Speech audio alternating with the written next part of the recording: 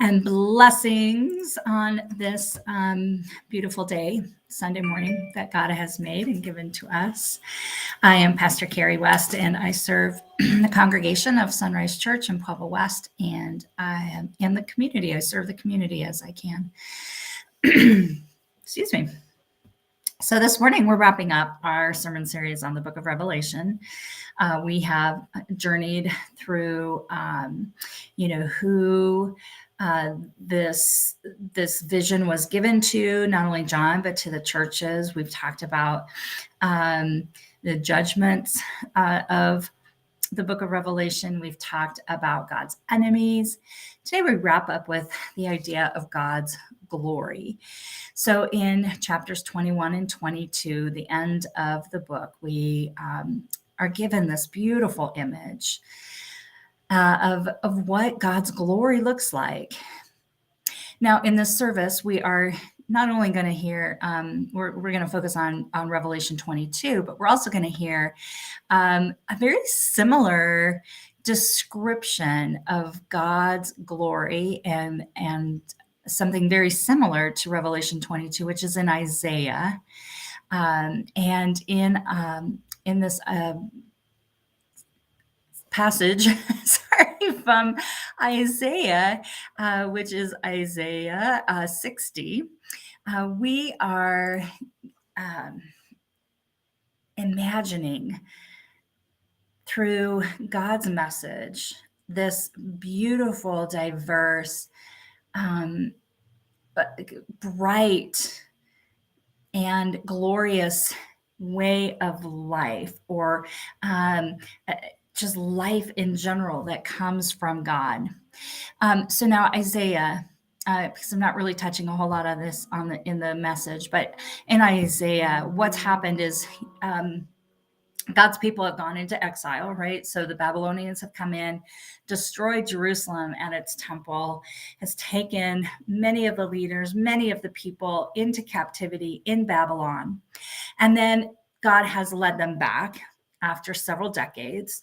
The people of Israel have come back to their land, what was their land, in Jerusalem, and they start to rebuild.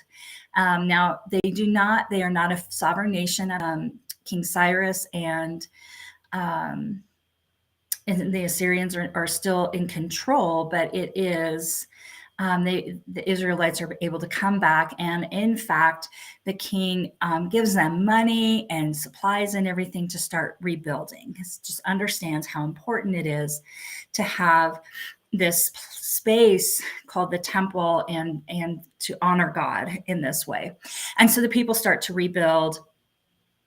This is what we hear about in the books of Ezra and Nehemiah.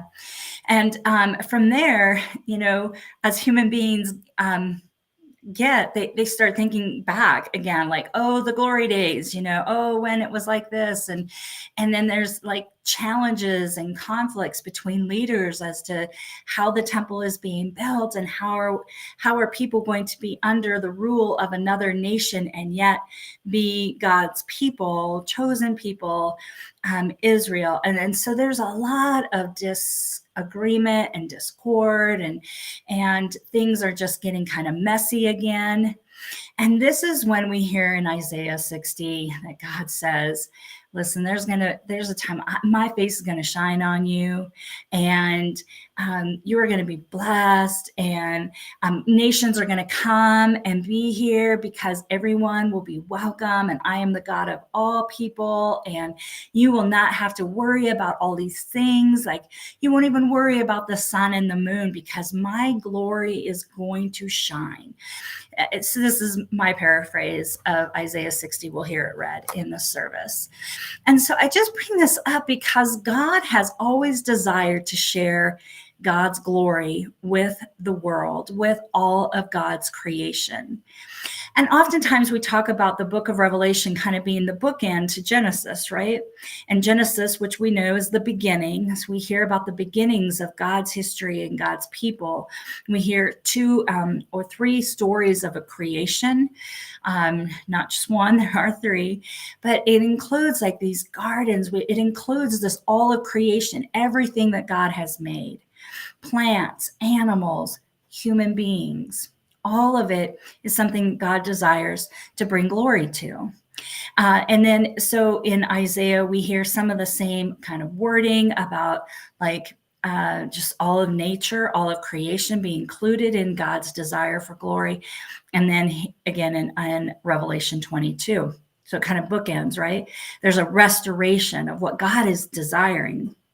And so we hear in Revelation 22 this kind of garden kind of language and imaging and this beauty, but that also that all things, all people, everything that God has created will be in that place where God's glory is known. And so it invite us to consider today when we use the word glory and we're talking about God's glory, that we really are talking about God's reign.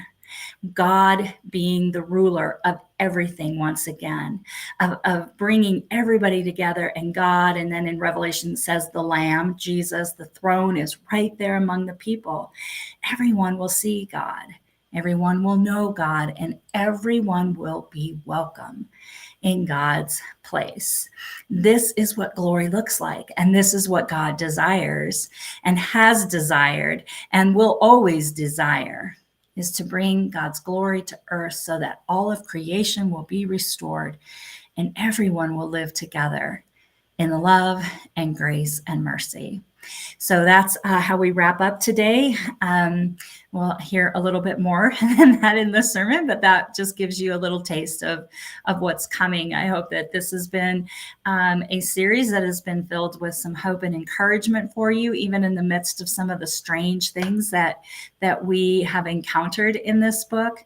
If this has been a series that has been helpful to you, has given you some clarity maybe, or understand a revelation of God, then I would invite you to guide other people to this series. You can find all the worship services on our website.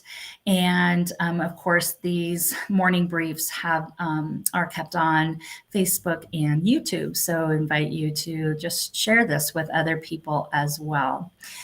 So that ends our morning brief for this day. I pray that you are having a wonderful morning. I hope that we will see you in church, and that the rest of your day be the very best of your day. All right.